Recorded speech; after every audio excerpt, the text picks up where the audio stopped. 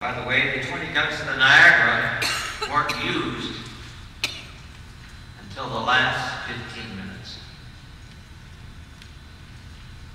Now look at that again. 20 guns the Lawrence had, and the Detroit and the Charlotte would turn 36 guns on them, as the Niagara did not enter the fray until very late. That line is important. The 20 guns of the Niagara were only in use in the last 15 minutes. This battle went over 2 hours.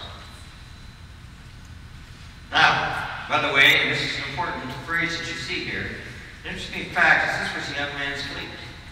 Perry was only 27. Dobbins was 36. The average age of the American officers was 23. And their assistants were 20. If you wonder how they could take the punishment they took, incredible carnage. The fact that they were in their 20s was a great help. I once read something that said, if Perry had been 47, instead of 27, he would have surrendered as any prudent, wise person would. But because he was 27 and glory was important to his career, he was not going to surrender. Probably would save the battle. Now, look at the positions of the fleet here. Take a look. It's important to see 1, 2, and 3, and 4 will now constitute the majority of the evening. Get these positions clear in your head. Look at around 12:15 as the battle really got underway. You see the Detroit, you see the Hunter in the middle, and you see the Charlotte. Then look at where the Lawrence is. And look where the Niagara is. And you see the Caledonian in the middle. Now, Perry's orders were, and this is important to get in your mind, he had 2 orders. Maintain your position in line. See how the Americans are strung out? Maintain your position in line. Elliott's whole argument will be based on the fact of that piece of his directive, which, by the way, was a major cardinal point of any officer in the British Navy. Maintain your position in line. Otherwise, it's every man for themselves. The second piece of what he said is this, though. Maintain your position in line and engage your enemy in combat. Maintain your position in line, engage your enemy in combat. That's what Perry later claims Elliott did not do. So there's 2 pieces to the instructions that they had. The Niagara's job was to take on the Charlotte. See it up there right across from each other on C1? The Lawrence was to take on the Detroit. The Caledonia was to take on the Hunter. Now these smaller ships were to take on the Frisco and the Little Belt. The Scorpion and the Ariel over there were to take on the Chippewa. But they were sideshows. But what do you notice here? Take a look at Appendix C2, right below. The Lawrence takes on the Detroit. What do you see different? There's a huge difference in those 2 graphs. Where do you find the Charlotte? Right next to the Detroit. It displaced the Hunter. You pick it up here? It was to be the Detroit, the Hunter, and the Charlotte. At 12:15. At 1:15, you find the Detroit, the Charlotte, and the Hunter. The Charlotte bypasses the Hunter, moves into position beside the Detroit, and they both center their fire on the Lawrence.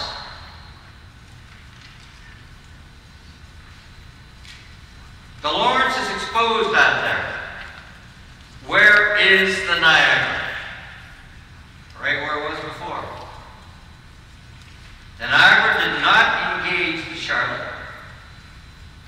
why didn't they? Because they were told to stay in line. And it's still in line, isn't it? If you look at that map, are they still not in line? So to Elliot's, he's an officer who follows orders, and he's still in line. Did the Charlotte follow orders? No. They saw an opportunity. When they realized that the Niagara had not come up, and that the Lawrence was out there all by itself, the Queen Charlotte decided on its own to sail by the Hunter and join in the attack on the Lawrence because the Niagara was too far away to engage in the battle. The Niagara was firing, but its long guns didn't even reach it. Now here's an important point. The British had the advantage of long guns.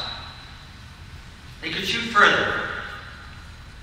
Those were really cannon that were used in the army. And so they were used to blasting for distance, and they could do it. They took those cannon and put them on the British fleet because they didn't have the short guns. But the short guns were far more effective if you could get close enough. They were called carronades. They were the modern weapon, and the Americans had them. And most of the guns on the Lawrence were short guns, carronades. Most of the guns on the Detroit were long guns. Most of the guns on the Charlotte were short guns, carronades. Most of the guns on the Niagara were carronades, with a few long ones. Now, you can see what the strategy is going to be. If you're the British commander, what's the strategy? Pound away at Perry, because he can't really effectively hit you until he gets closer. He's got to be within 330 yards for those short-range guns to have any impact. So, Barclay later told a court of inquiry after the battle was over in England that our only chance was really to pound away at that ship until it got too close where those carronades would be deadly. So the British long guns would beat up the Lawrence, and the Lawrence, who only had one long gun, had to get in close before it could do any damage. That's an important point. Now, the Charlotte had short-range guns, the carronades, and so when they shifted positions, it was because they could effectively fire at the Lawrence to add to what the Detroit was doing with its long guns. The British commander saw an opportunity. In a merciless kind of way, he seized the day. He seized the moment. Carpe diem. And the two ganged up on the Lawrence. Now, if you're a Navy man, you can certainly understand you're supposed to follow orders. Perry's argument was he was following orders. From Elliot's point of view, what the hell was Perry doing all the way out in front like that? Initially, the Niagara was supposed to be the lead ship. It was supposed to take on the Detroit. That would have meant, in fact, that Elliot would have been able to take on the British command ship. And he was suddenly relegated to another position under Lawrence, and he was only following the orders that he was given. From his point of view, Perry was rushing into the battle as a 27-year-old might do, eager to fight. When indeed, in fact, he was imperiling them all. Because he never gave a signal. He never changed the signal, according to Elliot later, as he undergoes this battle between the two of them.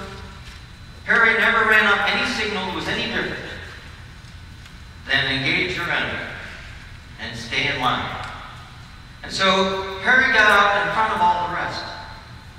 Now the wind was light, but he was able to get within 330 feet of the Detroit. And by the way, although they were getting plastered, the battle began around noon. And provisions for beginning the battle, those who were there never forgot the silence. the battle. When the Americans spotted the British coming out of the Detroit River, ready to engage them in Put-in Bay, they sailed toward them. It was a real problem because the Americans were going into a headwind. The British had the wind. It was very hard for the Americans to maneuver. And for 3 hours, from about 10 o'clock to around 12 o'clock, the wind was in favor of the British. And then, by the way, it suddenly changed shortly before the battle in the Americans' favor. Perry's luck once again. But it was a light wind. Yet, the Lawrence was able to move into position. The first shot was fired by the British because they had the long guns. And the first one landed a few feet away, never touched the boat at all, but it was a signal the battle was underway. And they had done what you do before a battle. They threw the sand on the deck so you wouldn't slip in the blood and that would be present on the wounds and the wounded sailors and the rest on the ship. They passed out lunch. They gave every man an extra portion of grog. They made final preparations, and then they waited until the ships would get close enough to each other. And they all talk about, when you look at the reminiscence, they all talk about the awful silence that you could hear. You could actually hear silence. All you could hear were the birds and the sails as the two ships got closer and closer to each other. And then suddenly around 11:45, the British band on board broke into Rule Britannia, which, by the way, is a heck of a song. I was going to try and play that for you tonight. Get you in the mood for it, but I couldn't find it. Rule Britannia. And that's all you could hear across the waves was that music. Rule Britannia. And then they fired.